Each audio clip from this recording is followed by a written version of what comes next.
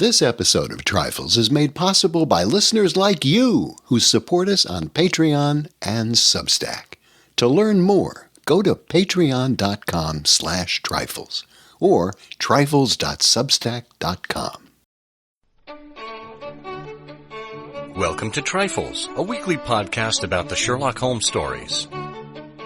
It is, of course, a trifle, but there is nothing so important as trifles. Yes, the stone was Mazarin, the carbuncle was blue, and the mane was lion, but there are so many other details to pick apart in the stories. Pray, be precise as to details. You know the plots, but what about the minutiae?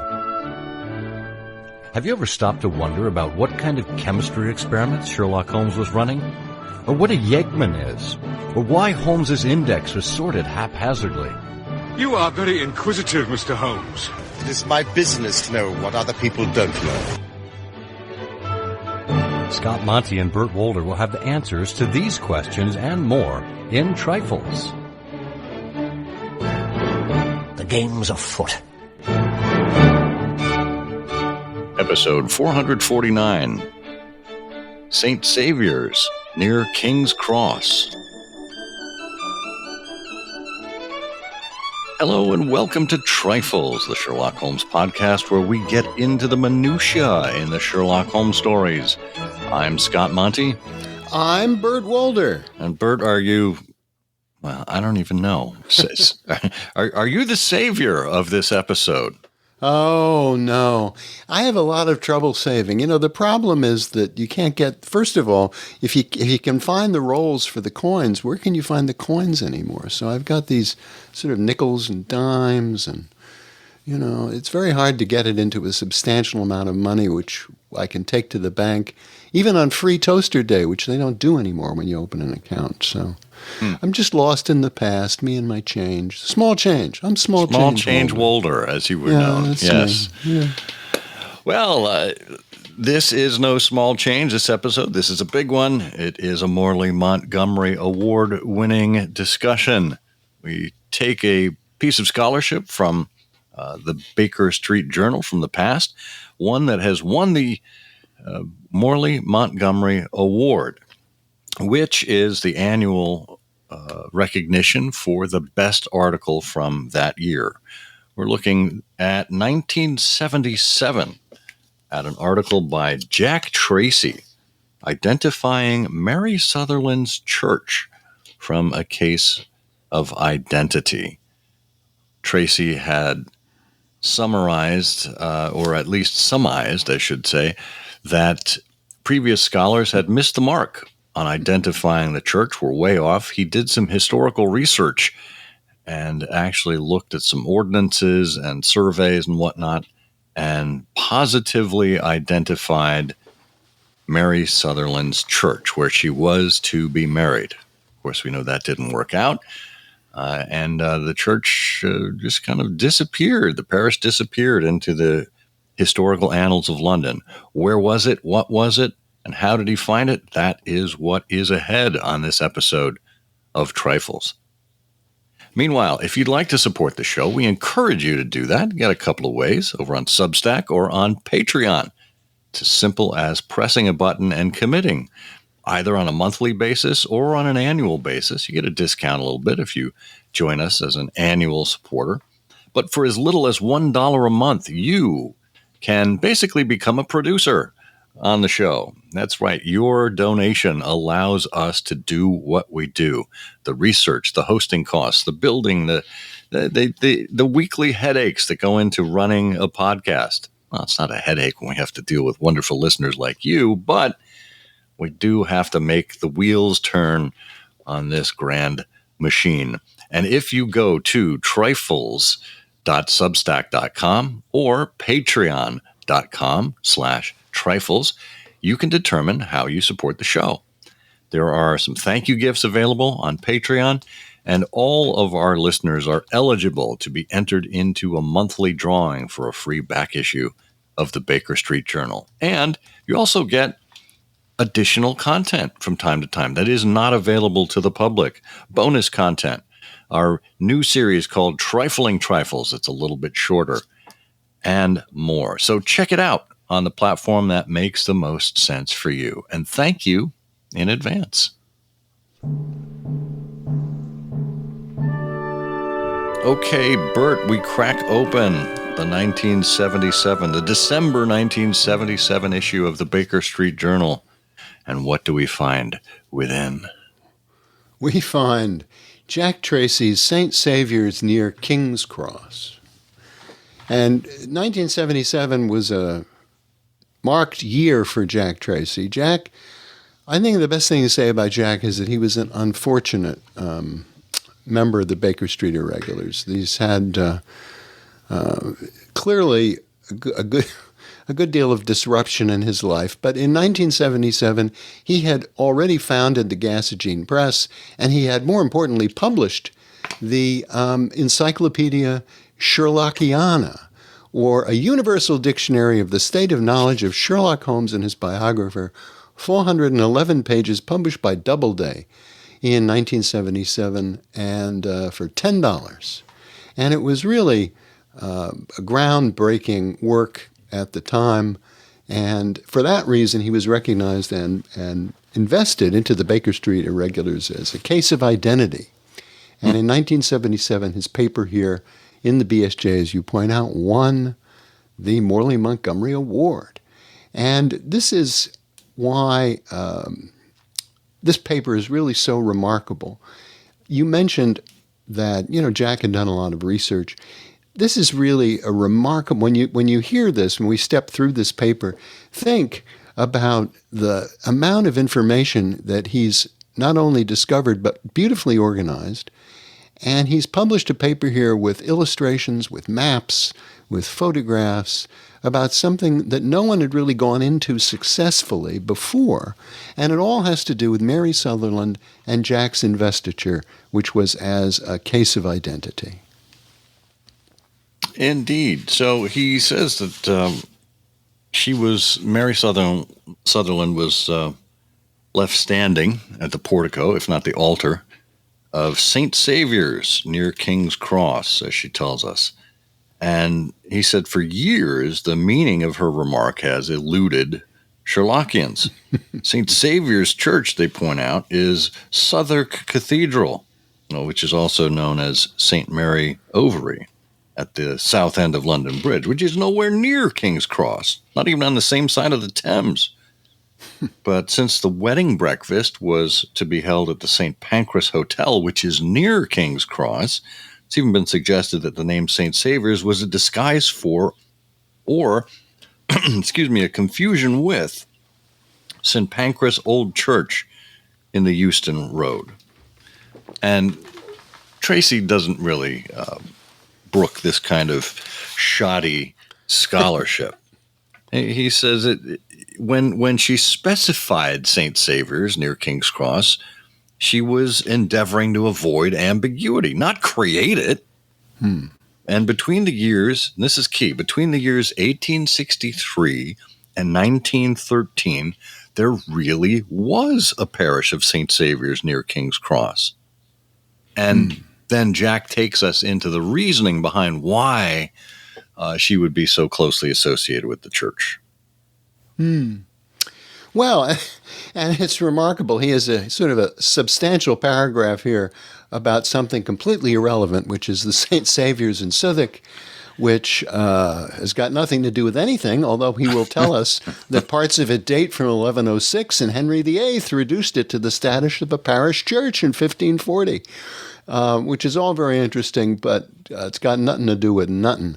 He says, he gets back on point, he says, but there were, in fact, no fewer than 15 churches in metropolitan London bearing the name St. Saviour's.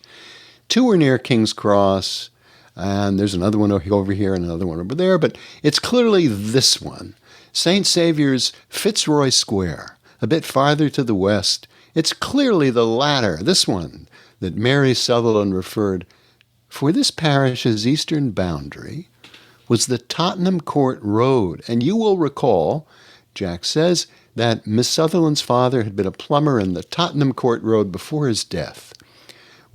from which fact it becomes immediately apparent why Mary was to have been married at St. Saviour's.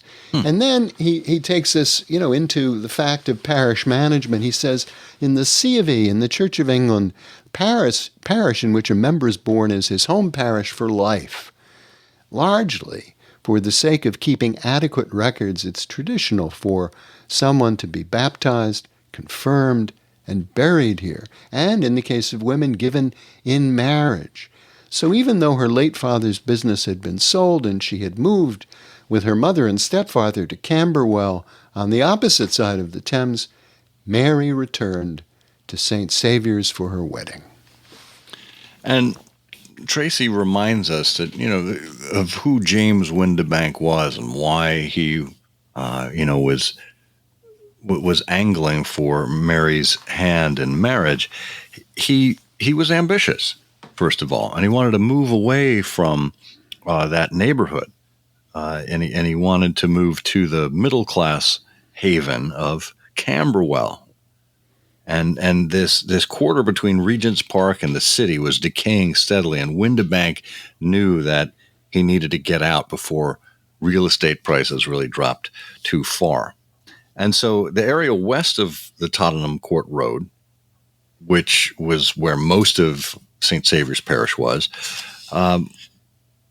Charles Booth had a monumental study of London demography in 1889, and he wrote that houses are old but let very readily to a mixed class of people such as cabinet makers, painters, charwomen, carmen, travelers, carpenters, tailors, packers, dressmakers, and laborers. Stables are used by shopkeepers or utilized as workshops. But what happened is about a decade after that middle class began to drop away, and the streets became crowded and poor. It became a very poor neighborhood. So Windibank knew that the fortunes of this neighborhood were falling and wanted to cash out, as it were, and go to a more upper class neighborhood.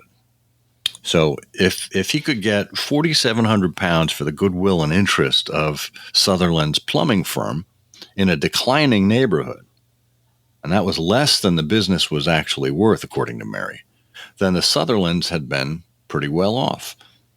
Remember, 1890, £4,700 is a huge sum. And we see him wanting to move away while he could still cash out at that level. So Booth's descriptive map of London poverty, 1889, reveals that only along the parish's boundaries, Euston, Hampstead, and Tottenham Court Roads, did such high-income persons live, almost invariably above or behind the business fronting those thoroughfares. So it's likely that the Sutherlands lived on the firm's premises if they resided within the parish of St. Saviour's, as they must have done at the time, even had they moved in the years following Mary's birth. It's really lovely, and we should tell listeners that at this point you've already seen a map, a detailed map that Jack drew and provided of the outline of the parish, the sphere within which the parish operated in London at the time. And now he sort of picks that up, and this is accompanied by a lovely little sketch from the westward view down one of these streets from the Tottenham Court Road that shows St. Saviour's, Fitzroy Square. It's from London Street Views from 1839. It's just a lovely little perspective sketch, almost a cartoon, but it shows you where all the little buildings were. And it's the tiniest thing. It just stretches across a couple of inches off the top. But it's just an example of his research here. So he takes us into this geography. The west side of Tottenham Court Road lays within the parish, and only 3 blocks of it between London Street, which is now called Maple Street to the south, and the Euston Road on the north. And then he's identified the location for Sutherland's plumbing establishment. Well, he gives us a good description here. The parish itself was small, one of the smallest in London. At the turn of the century, it was noted that St. Saviour's in Fitzroy Square could claim a working-class congregation and does a lot for the congregation. If one thing fails, another is started. Money is freely spent. The church is empty on Sunday morning, but in the evening it's fairly attended. There are usually as many as 300 coins, mostly copper, in the offer basket, and the people come and go. It's a shifting as well as a poor congregation, but there are 200 communicants. So Jack has done all this research, and we now know sort of the financial size of St. Saviour's and the number of people who come and go. And now he tells us about the vicar. The success must have been achieved largely by Thomas Turner. He was popular with his parishioners.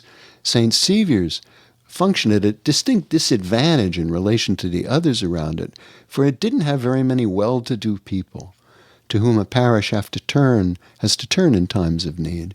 In fact, its boundaries would seem to have been capriciously drawn in such a way to keep wealthier West End residents out of reach.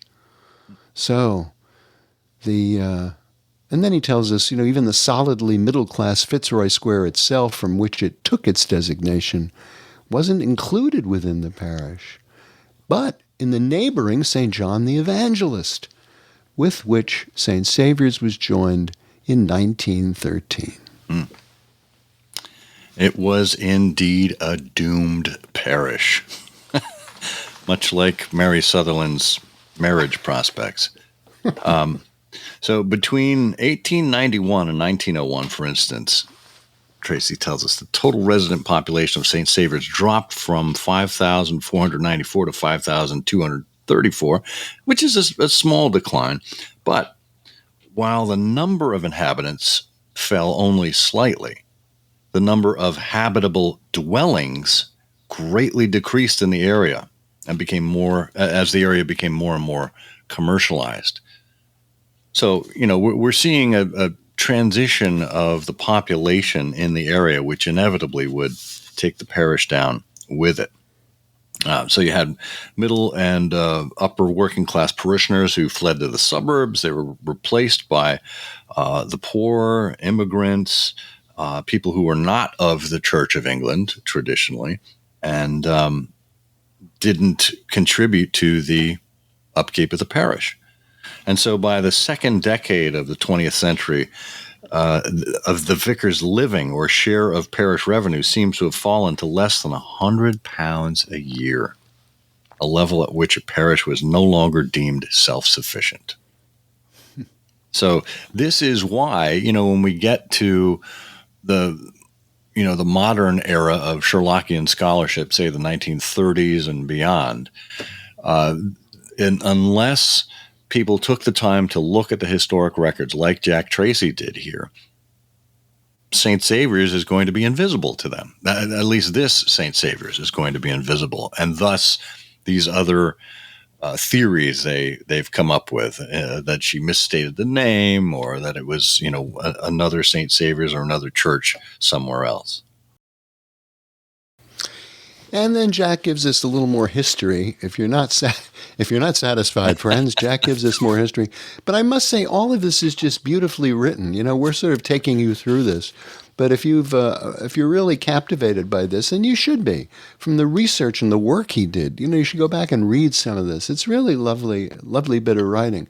He tells us the building had never been intended to serve as a parochial church. And you notice, here's what he's doing. He's turning all of this into a story about St. Saviour's. St. Saviour's is sort of becoming a character in his essay here. It had been built in 1788 by the Reverend Robert Anthony Bromley, a wealthy cleric who wanted a place where he might preach without the burden of having to minister to parishioners. And so Bromley called it the Fitzroy Chapel, in honor of the Fitzroy family, the barons Southampton, who owned the property. And so it was known until 1863. So in the first years of the 19th century as Fitzroy Chapel, it had far more prestige than it ever was to achieve as the Church of St. Saviour's. The Reverend Sidney Smith, the well-known divine and reformer, preached here to a distinguished society congregation from 1805 to 1808. Sometime between 1792 and 1820, the Anglo-American portraitist Benjamin West, a founder and at that time president of the Royal Academy of Arts, painted two pictures, one of Christ and one of Moses, which he thereafter hung in the chapel. Well, and, then he takes us back to mid-century, to the point that's already been made. By mid-century, London had taken on a closely populated working-class character. The gentry gravitated away. And in 1863, the Fitzroy Chapel was given parochial status and renamed St. Saviour's, Fitzroy Square. And here we get into the architecture bit, which is fascinating. And we're treated to an accompanying watercolor as well, which we'll describe. But externally, the structure itself has changed little. It was brick-built, rectangular, some 55 by 70 feet in dimensions, and situated on the north side of London Street at its intersection with Whitfield Street, which is a block west of Tottenham Court Road. The entrance was on the short side, fronting upon London Street, topped by a pediment, sort of a flattened decorative gable, on which stood a cupola-shaped bellcote. And the whole site was enclosed by an iron railing. And the vicar, who would have officiated at the wedding, was the same vigorous individual interviewed by Charles Booth's associates a decade later, the Reverend Thomas Turner. He was an 1870 graduate of King's College, London. Having served curacies at Islington and St. John's Wood, after 10 years as the chaplain of a boys' home at the Regent's Park Road, he was appointed vicar of St. Saviour's, Fitzroy Square in 1882. And there he remained for the next 31 years until his retirement in 1913.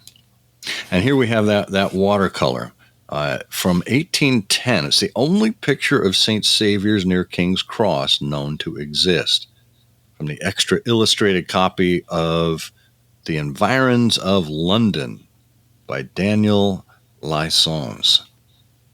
That was London, printed by A. Stratton for T. Cadell in 1792 to 96.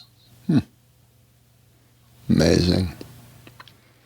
Yeah, I mean, the degree to which he had to dig to find the only known image of the church was extraordinary.